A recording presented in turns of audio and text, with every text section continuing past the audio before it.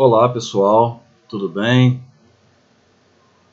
Hoje nós vamos ter uma aula de Sociologia à distância, devido a esse problema aí que a gente está passando na sociedade, do mundo inteiro, né?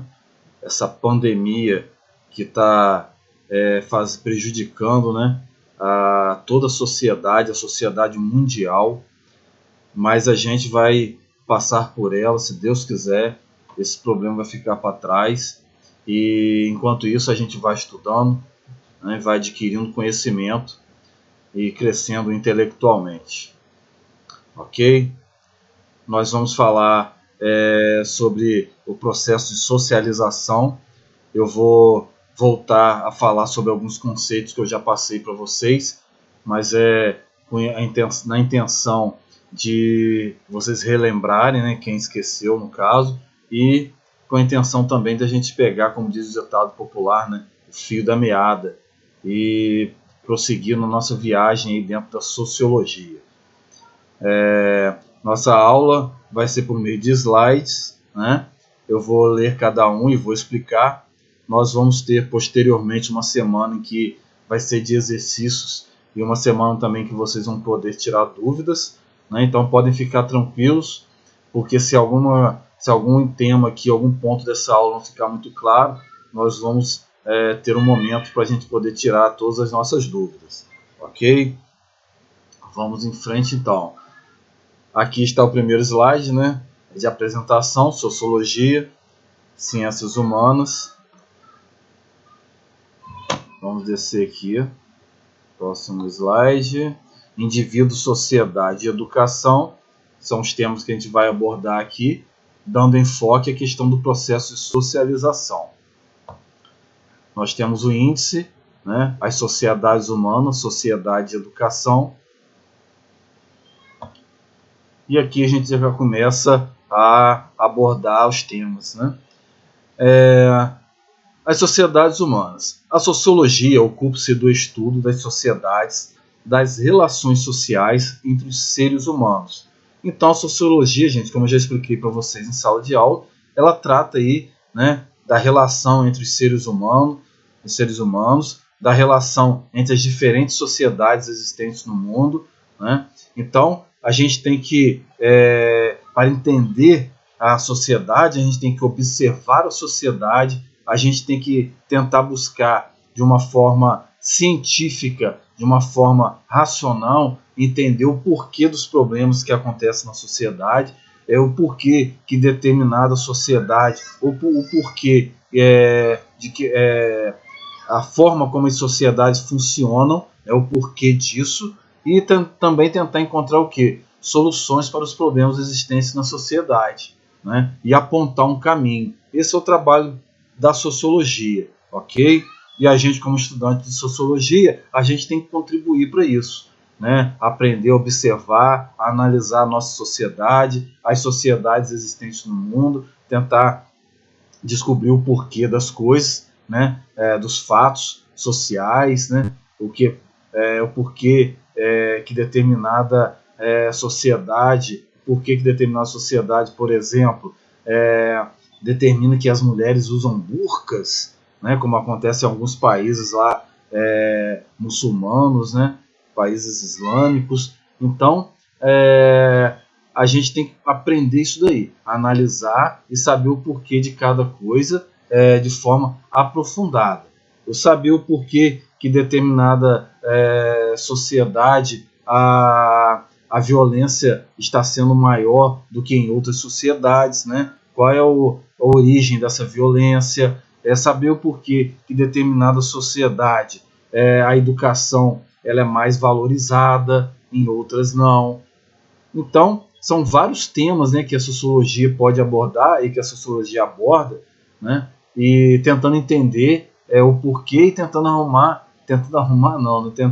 apontar um caminho para que esses problemas encontrados sejam solucionados, ok?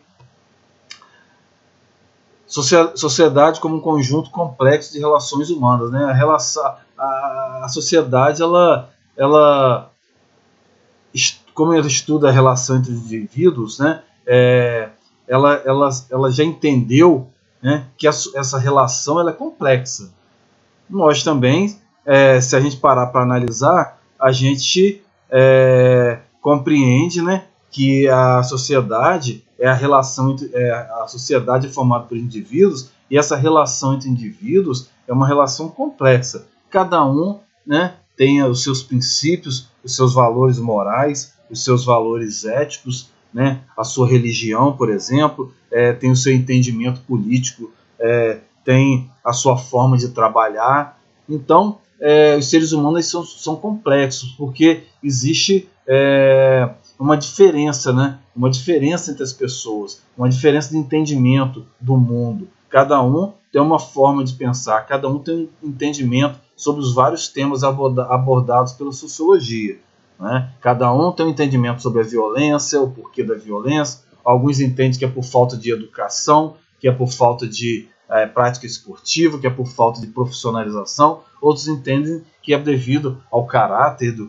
cada indivíduo. Então, cada um tem o seu entendimento, né? Então, trabalhar com sociologia muitas vezes envolve uma complexidade, né? Porque você vai fazer uma pesquisa, né, para tentar entender determinado assunto, e você vai detectar pessoas pensando totalmente diferente uma das outras, ok? Ou parcialmente diferente uma das outras, né? Próximo, tem mais uma figura aqui no nosso slide. Momento de tirar esse ícone aqui da frente. Vida em sociedade, sentimento de pertencimento a um conjunto de regras, valores e costumes. Então, quando o ser humano vive em sociedade, ele tem esse sentimento de pertencimento, né?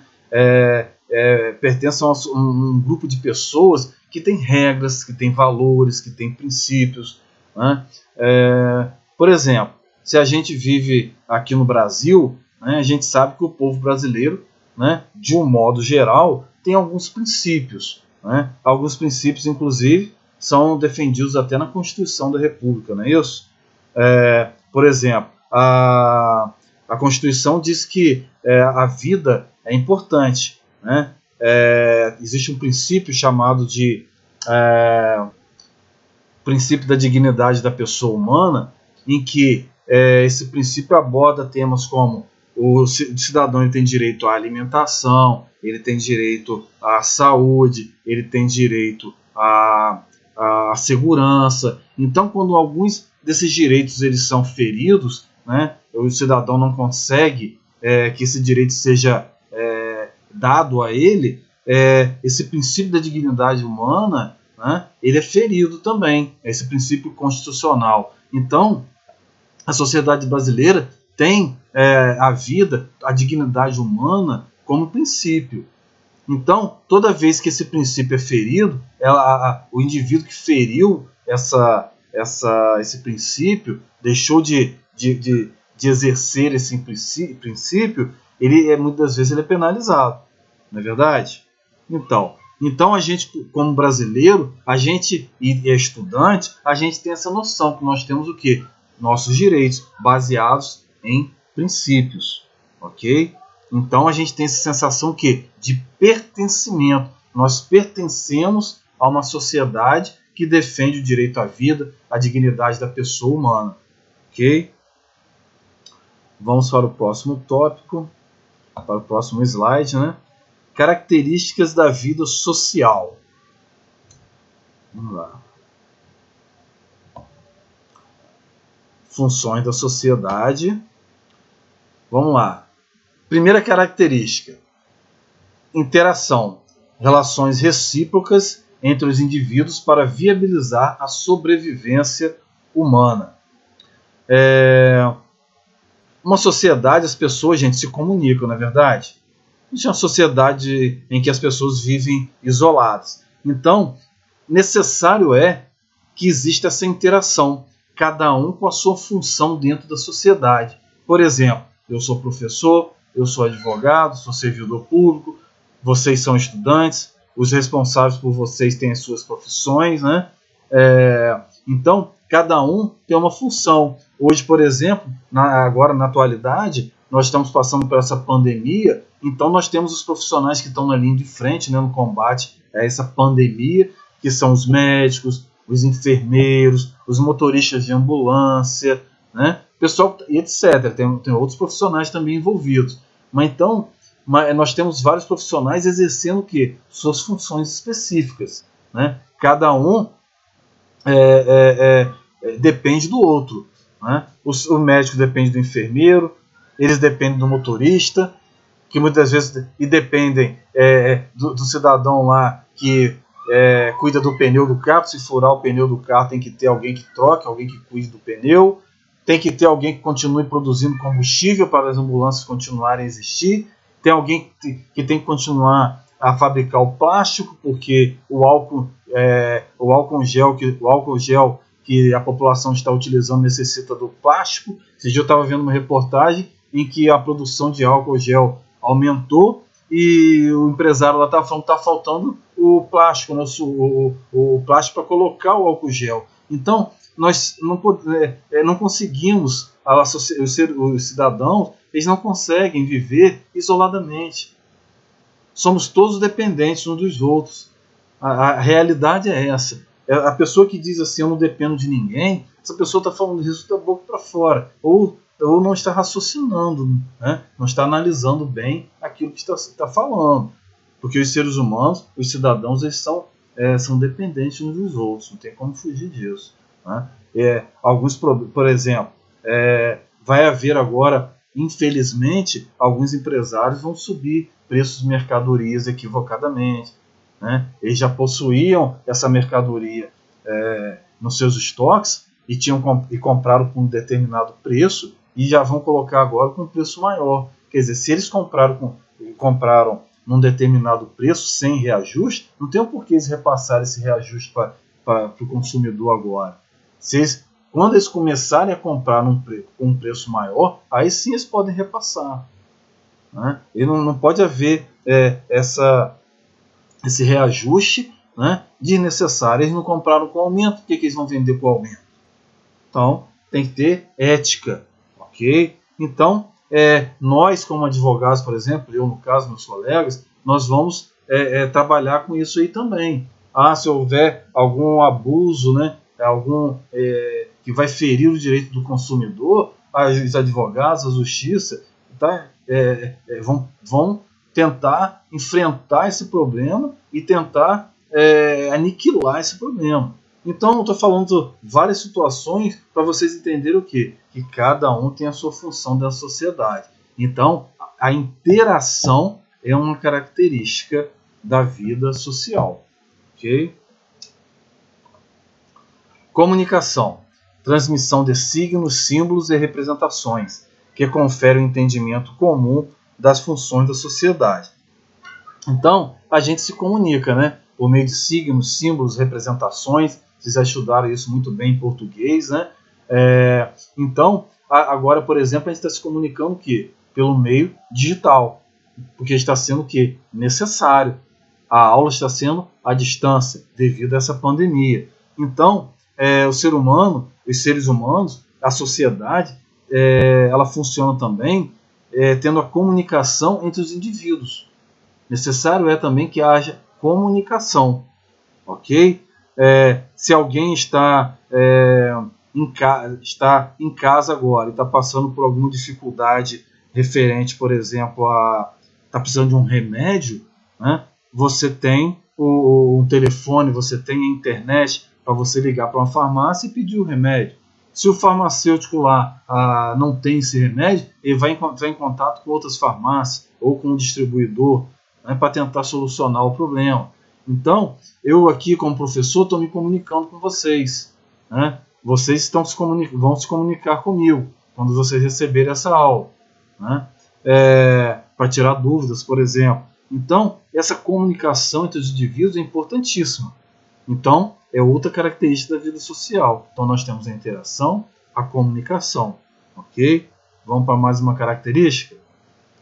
Comportamento. Partilha de determinadas condutas para que ocorra uma unidade entre cultura e ação social. Partilha de determinadas condutas para que ocorra uma unidade entre cultura e ação social. Então, o comportamento ele é uma característica da vida social, porque os indivíduos, por exemplo, vamos colocar como exemplo aí, os indivíduos do meio estudantil. Vamos falar aí dos indivíduos ligados à educação, né? Nós temos a cultura de passar o que para vocês? Trabalhos ou atividades para vocês fazerem em casa, não é verdade? Isso é uma cultura, é um comportamento, né? É um comportamento comum dentro da nossa sociedade. Esse comportamento ele gera o quê? Uma unidade, né? É um comportamento comum que gera uma unidade. Então, comportamento, por este motivo, também é uma característica da vida social, por gerar o quê? Uma unidade entre os cidadãos. Ok? Próxima característica, estratificação. Surgimento de sistemas de classificação dos indivíduos segundo as posições sociais que eles ocupam na sociedade. É uma característica da vida social, né, gente? Nós temos várias classes sociais, né? A alta, a média, a classe baixa, né? Então, essa estratificação é ligada ao fator econômico. Então, é uma característica da sociedade. Existem as classes sociais, né? A gente vive num país em que, infelizmente, a desigualdade social é muito grande, né? Muitas vezes a gente vê um prédio, né? Muitas vezes na cidade grande a gente vê muito isso. Um prédio de luxo e atrás um morro numa comunidade muito pobre, que não tem saneamento básico, um índice de violência muito grande. E à frente, um prédio de luxo, com apartamentos que valem milhões. Então, a desigualdade social no Brasil é muito grande. Então, existem essas classes sociais dentro de uma sociedade. É uma outra característica. Prosseguindo. Vamos lá. Entrando agora, como nós já vimos agora e revimos alguns conceitos, né, sobre a sociedade, vamos entrar no processo de socialização. Como acontece esse processo de socialização? A socialização é o processo através do qual o indivíduo aprende e interioriza o sistema de valores, de normas e de comportamentos de uma determinada cultura, na qual intervém um conjunto de agentes de socialização, família, escola, meios de comunicação e etc. Então, por exemplo, eu como indivíduo, vamos dizer assim, eu sou um resultado, né, de várias influências que eu tive durante a minha vida, influências da sociedade, né? No caso, família, escola, religião. Eu sou um resultado, né, dessas influências. Como eu também influenciei a sociedade com algum pensamento, de repente até discordando do que foi colocado pela sociedade, né? Então, o meu comportamento também, sendo aceitando ou não aquilo que é colocado pela sociedade, influencia também a sociedade. Porque quando a gente fala assim, a gente é influenciado pela família, pela escola, pelos meios de comunicação, a gente não pode esquecer que também a gente é família, não pode esquecer que também a gente é escola, né? Como estudante a gente é escola. Então, a gente também influencia a sociedade. Existe esse feedback, né? Essa via de mão dupla, ok? Então, isso é o processo de socialização. É esse processo que o indivíduo passa durante a sua vida, sendo influenciado pela sociedade, influenciando a sociedade, né? Então, a família, a cultura, a religião, né, e tem uma influência muito forte nos indivíduos, né? E vice-versa, o indivíduo também é um agente, né, formulador da sociedade. Tranquilo?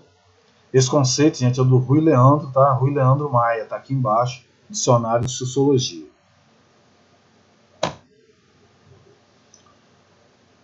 Para que nos tornemos seres sociais, há um processo de aprendizagem que nos faz seres humanos, a socialização.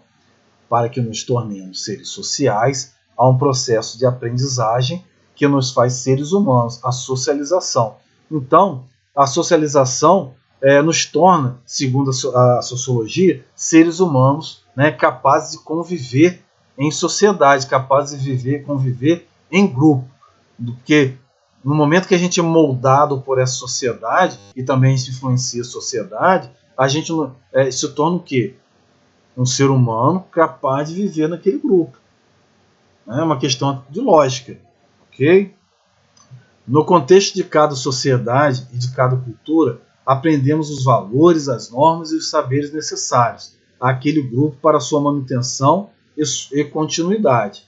Então, se eu vivo numa sociedade em que eu rejeito, por exemplo, eu rejeito todos os valores morais, todos os princípios, toda a ética daquela sociedade ali, e vivo de uma forma totalmente diferente, eu vou estar vivendo o quê? À margem daquela sociedade, né? Eu vou estar vivendo, e muitas vezes eu vou ser até penalizado, né? No caso, se eu não respeitar as normas penais, por exemplo, né? Então, para que o indivíduo viva bem em um grupo, para que o indivíduo viva bem em sociedade, ele tem que respeitar aqueles valores morais ali, aqueles valores éticos, né? Eu não estou dizendo que tem que respeitar ou tem que aceitar todos os valores impostos, mas você tem que, pelo menos, saber conviver, né, com esses valores, com esses indivíduos, e saber colocar a sua opinião e respeitar a opinião do próximo.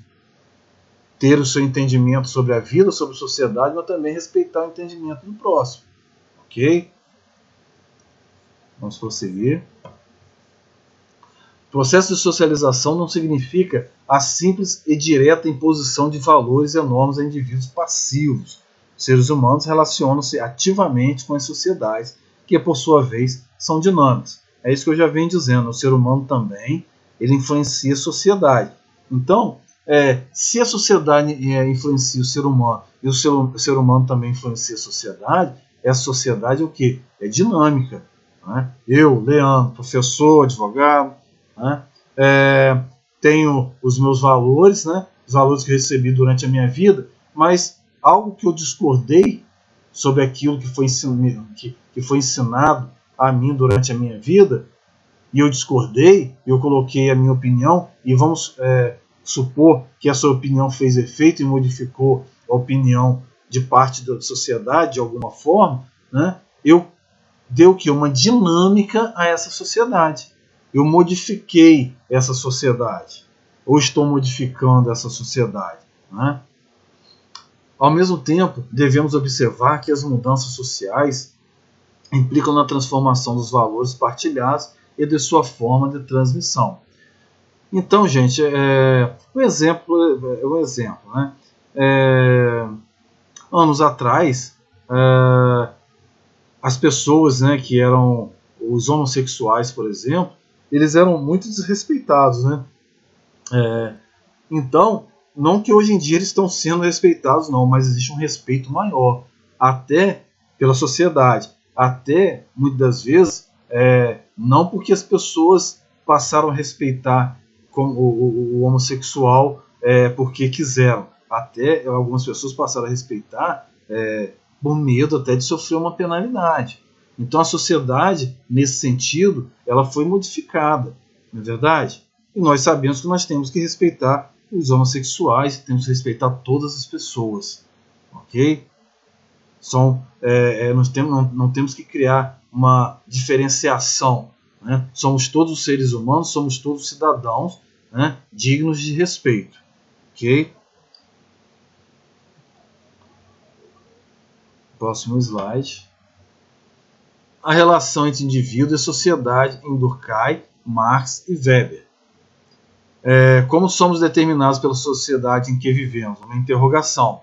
Então, a seguir, nós vamos ver o posicionamento de Durkheim, de Marx e Weber no que se diz respeito à influência da sociedade no cidadão e a influência do cidadão na sociedade. Eles têm posicionamentos um pouco diferentes um do outro, né? Então a gente vai analisar cada um deles aqui.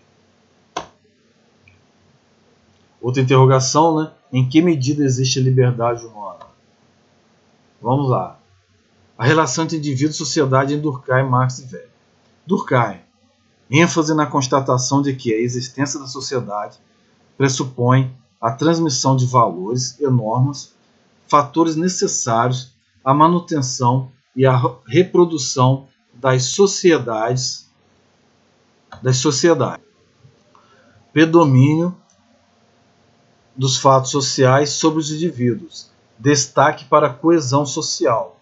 Os indivíduos são, em sua maioria, moldados pelos grupos sociais de que fazem parte. Então, o que Durkheim está dizendo aqui para a gente em todos esses pontos aí? Ele está dizendo o seguinte, que a sociedade ela influencia mais o indivíduo do que o indivíduo influencia a sociedade. A sociedade influencia mais o indivíduo devido aos fatos sociais que acontecem, devido à necessidade de haver uma ordem, né? Por isso que ele é chamado até de positivista, necessidade de haver uma ordem para que haja o quê? Progresso. Por isso que ele diz, predomínio dos fatos sociais sobre os indivíduos, né? Então, quando ele fala também ali em coesão social, e fatos sociais, logo em seguida ele fala em coesão social, é que os indivíduos eles devem seguir uma ordem maior, né? uma ordem estabelecida pela sociedade para que haja um progresso. E com esse progresso vai haver o quê? Uma coesão social, né? Simultaneamente. Podemos dizer também que vai haver uma coesão social e um progresso. Ok? Então o indivíduo ele é mais influenciado pela sociedade do que influencia a sociedade. Ele sendo mais influenciado pela sociedade, recebendo, vamos dizer assim, valores e princípios da sociedade e respeitando esses princípios, esses valores, vai haver o que? Ordem. E, consequentemente, uma coesão social e consequentemente, um progresso. Ok? Então, os indivíduos, na visão dele, são moldados pela sociedade, porque a força com que a sociedade influencia o indivíduo é maior do que a força com que o indivíduo influencia a sociedade. Ok? Próximo slide.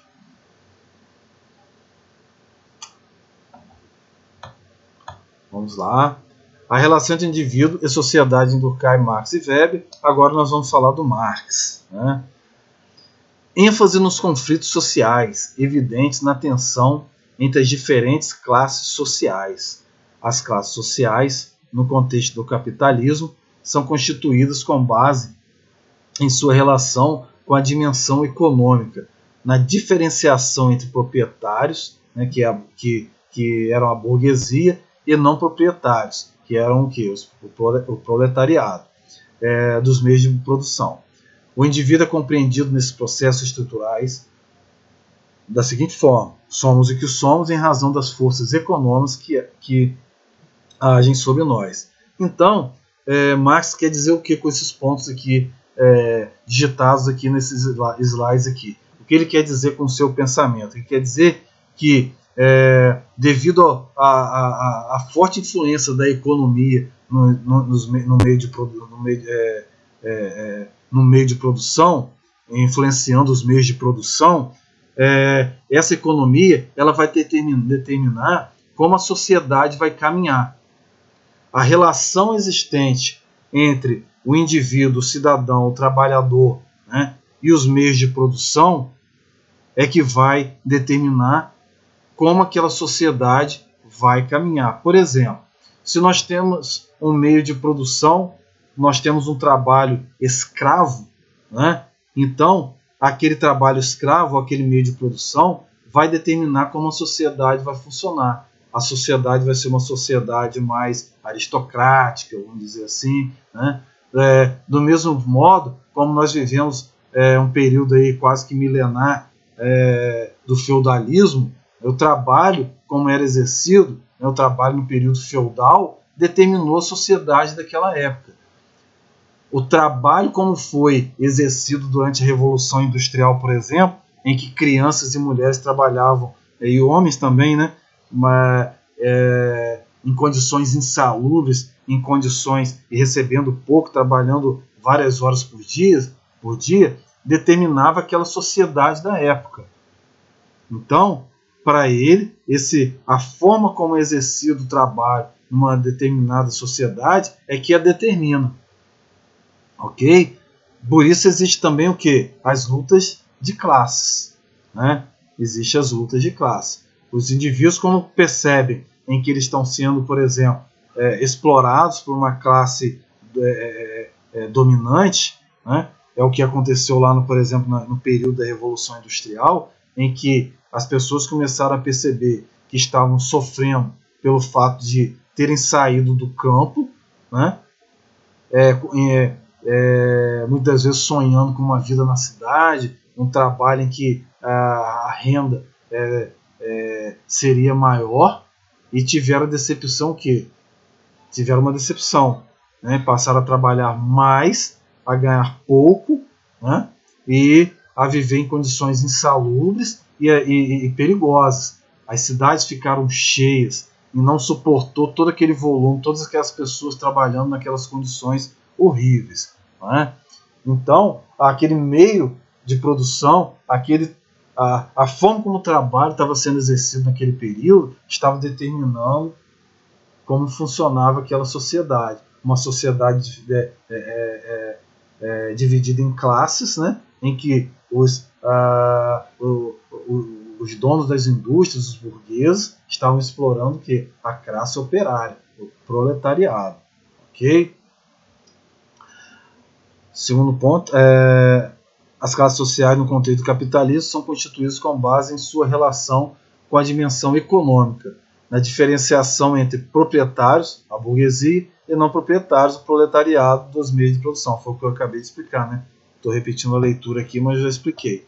O indivíduo é compreendido nesses processos estruturais. Somos o que somos em razão das forças econômicas que agem sobre nós. Então o indivíduo ele é o que é, né? Devido à força econômica que é exercida em cima daquele indivíduo. Ok? Vamos lá. Próximo slide. Max Weber. Né? Centralidade da noção de ação social como objeto de estudo da sociologia. A ação com um sentido construído subjetivamente com base na relação entre diversos indivíduos. Destaque para as interações sociais. Os indivíduos fazem escolhas com base em seus valores e ideias. Então, o Weber, né, ele tem um posicionamento mais diferente do Durkheim e do Marx, porque ele entende o seguinte: a influência maior não é da sociedade em cima do indivíduo, e sim do indivíduo para com a sociedade. Né? Porque o indivíduo, ele, por meio das interações sociais, ele tem ele coloca os seus princípios, seus valores, ele interage com seus princípios e seus valores, e aí sim ele forma, né, uma sociedade com princípios e valores baseado na relação entre aqueles indivíduos ali. Então, não é um caminho contrário. Né? Os indivíduos têm uma força maior sobre o funcionamento da sociedade, sobre como a sociedade vai funcionar. Né? Então, repetindo, centralidade da noção de ação social como objeto de estudo da sociologia. A ação, né? A ação social, né? Com um sentido construído subjetivamente. O que é subjetivamente? De cada sujeito, com base na relação entre diversos indivíduos. Eu interagindo de um jeito, vocês interagindo de outro, a gente vai formando uma sociedade com base nos nossos princípios individuais, nos nossos valores individuais, ok? Por meio dessa interação, ok?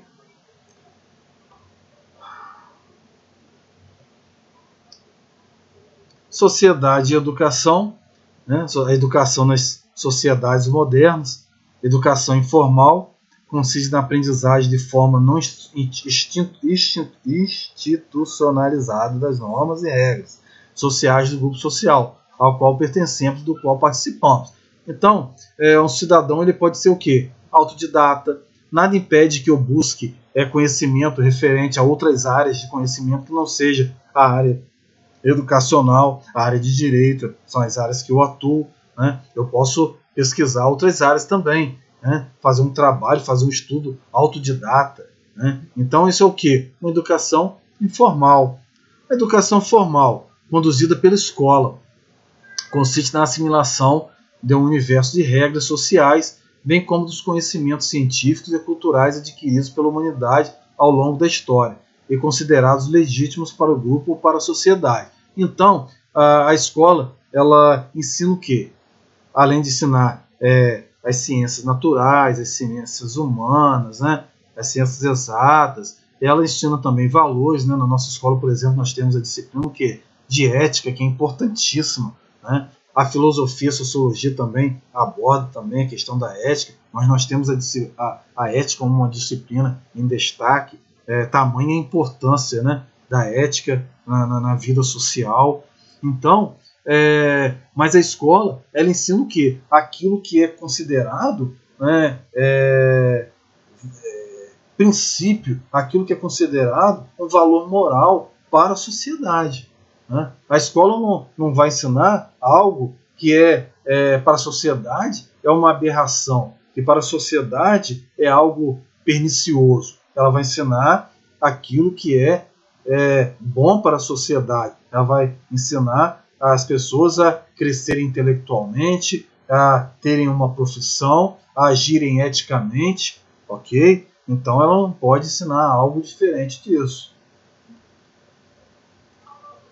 Educação e mudança social. Escola como espaço de diálogo e de debate crítico de ideias. Escola e transformações tecnológicas. Escola e possibilidade de mobilidade social. Escola e possibilidade de democracia da sociedade. Vamos lá, vamos falar de cada um, né? Cada ponto desse daí. Escola como espaço de diálogo e debate crítico de ideias. Quem estuda comigo, né, e que já estudou comigo também, sabe que eu dou muita oportunidade aos alunos falarem em sala de aula, né? Eu gosto desse diálogo. Eu sempre falo que a gente tem que respeitar o entendimento de cada um. Lógico que eu também falo que a gente tem que sair do senso comum, a gente tem que expor nossas ideias, nossos entendimentos com senso crítico, né? Sempre fundamentando, sempre utilizando da razão para a gente usar argumentos válidos. Né? Eu não sou obrigado a concordar com o entendimento de outras pessoas, nem as outras pessoas são obrigadas a concordar com o meu entendimento. A gente tem que respeitar o entendimento de cada um, né? Mas sempre buscando o quê? Cada um expondo seu entendimento de uma forma lógica, uma forma racional, ok? Então a escola tem que ser esse espaço de diálogo aí, de debate crítico de ideias. Escola e transformações tecnológicas. Devido a essa pandemia, nós estamos vivendo um período em que nós estamos utilizando muito da tecnologia, não é verdade? Vamos levar um período aí em que a gente vai usar bastante a tecnologia. Graças a Deus ela existe e está sendo bem usada.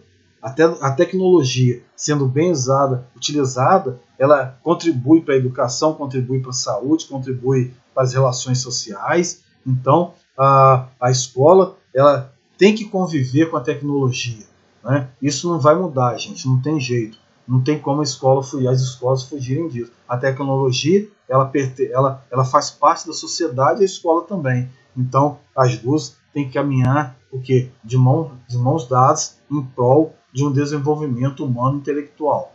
Ok? Escola e possibilidade de mobilidade social, né? A escola ela vai dar ao cidadão oportunidades, ela vai dar ao cidadão, ao aluno, ao estudante, oportunidade de conhecer o mundo, de ter uma visão geral do mundo, de ter sonhos, de ter uma profissão, né, de crescer intelectualmente e, por que não, economicamente também. O crescimento econômico não tem que ser o objetivo principal, mas ele também é importante, né? Então, o estudante ele vai ter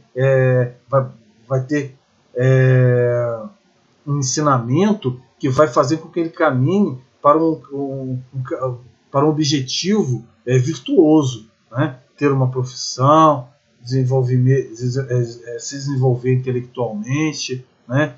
Se desenvolver economicamente, ok? Escola e possibilidade de democratização da sociedade. Então, a escola, como eu falei ali no primeiro ponto, quando ela dá oportunidade ao diálogo, isso a nossa escola faz muito bem. Então, ela ensina o quê? A valorizar a democracia. Valoriza,